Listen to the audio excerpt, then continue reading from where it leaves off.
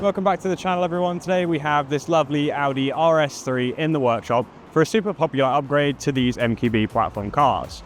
So if you push big power or you push your car hard on track, you will know just how frustrating it is when you try and get out of a corner, you put your foot down and the traction you were expecting seemingly isn't there.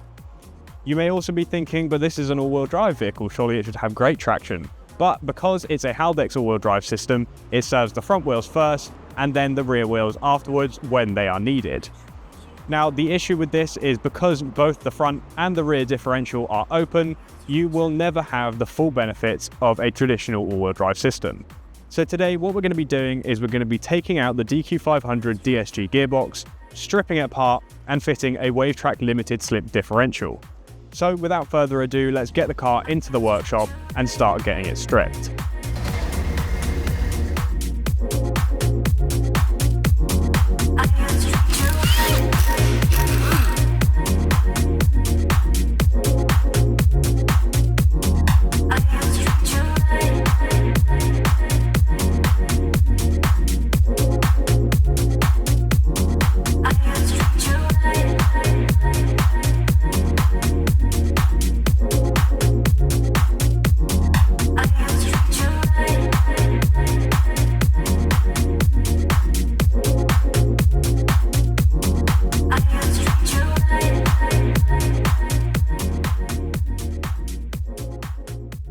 Okay, so we have the OEM open differential out of the car now, and I have got out our Wavetrac display model and our Quaife model as well, just to show you the differences between an open differential, a standard ATB limited slip diff, and the Wavetrac limited slip differential. So here on the bench we have three different differentials. We have a Wavetrac, we have the factory open differential, and we have a Quaife as well. So if we start off by focusing on the open differential here, these are relatively simple. They have a 1-to-1 torque bias ratio, which means that they always try to split torque equally left to right. The issue with these is when one wheel loses grip, the diff will only send as much torque as the slipping wheel can handle. That means that if your left wheel has the capacity to put down 100 Newton meters of torque, but your right wheel only has the capacity to put down 50 Newton meters, you will only get a total amount of torque output of 50 Newton meters. This leads to things like one wheel peel and your inside wheel spinning when you're exiting corners, and it also gives you worse traction in wet conditions. Now, moving on to the Quaife, this is a traditional automatic torque biasing style of differential. So instead of allowing torque to escape through the slipping wheel like in the open differential, it will bias more torque towards the wheel with grip using the internal gears and pinions.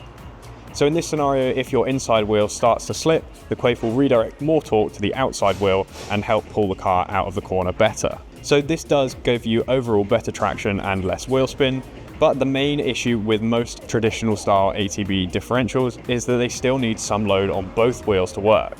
So say you've hit a curb or you are really heavy cornering and one wheel becomes unloaded, it will start to behave like an open differential.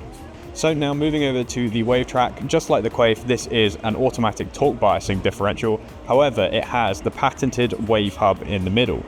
So the wave hub is a really special piece because even when one wheel has no load on it whatsoever, you have these cams here which will help to create more internal resistance and keep both wheels spinning even under zero load conditions, like when you've had a curb strike or your unloaded wheel is on ice or super light on load. So they are the differences between the Wavetrac, the Quaife, and the OEM open differential. And another really interesting thing to note is that a lot of automatic torque biasing differentials will run a much higher preload to try and essentially keep up with what the wave hub is doing inside of the Wavetrac. Another interesting thing with these vehicles is that they will actually use the brakes as part of the TC system to regain traction on a unloaded wheel. Now obviously if you are pushing on track, that means that you end up wearing out your brake components faster, overheating your brakes and getting into brake fade much quicker than you will with having a Wavetrac in your vehicle. Right. So that is some key facts and differences between some of these differentials. So let's now get the Wavetrac built into the DQ500 and get it all back into the car.